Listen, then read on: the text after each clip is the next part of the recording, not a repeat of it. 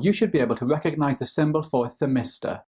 Then you should be able to explain how the resistance of a thermistor changes with temperature. And finally, you should be able to describe applications of thermistors, for example in thermostats. In the last few videos, we've been looking at resistors, and here are the symbols for a resistor and a light-dependent resistor. We saw that light-dependent resistors have a high resistance in dark conditions and a very low resistance in light conditions. We find LDRs in devices such as these garden lamps, which come on automatically at night. In this video, we're going to look at another type of resistor which is extremely useful. It's called a thermistor, and I'm showing you the symbol for a thermistor here.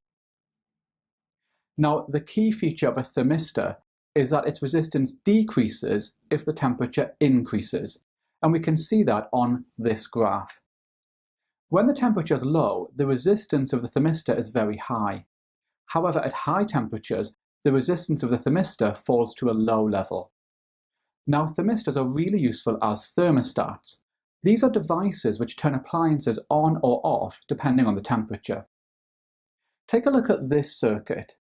We'd find a circuit like this inside computers. Now, computers have a big problem, which is that they can get hot. To reduce this, computers usually have a fan. When the temperature of the computer rises, the fan switches on and cools it back down. So in this circuit, we've got a thermistor here, and that's connected in series with a cooling fan.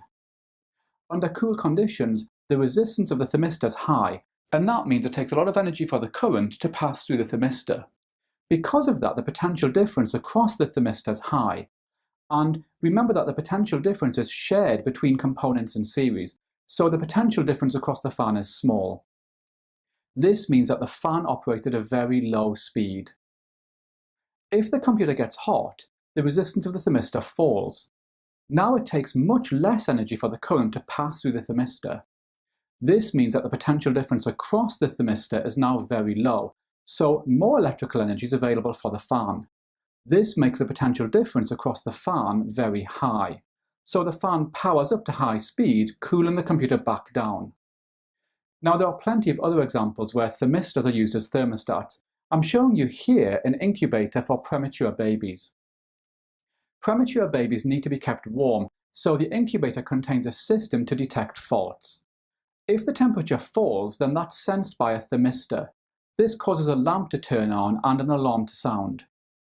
Remember, you'll find plenty of questions on the use of thermistors in my revision workbook, and you can get that by clicking on the link above. Okay, so hopefully now you should be able to recognize the symbol for a thermistor. Then you should be able to explain how the resistance of a thermistor changes with temperature. And finally, you should be able to describe applications of thermistors, for example, in thermostats.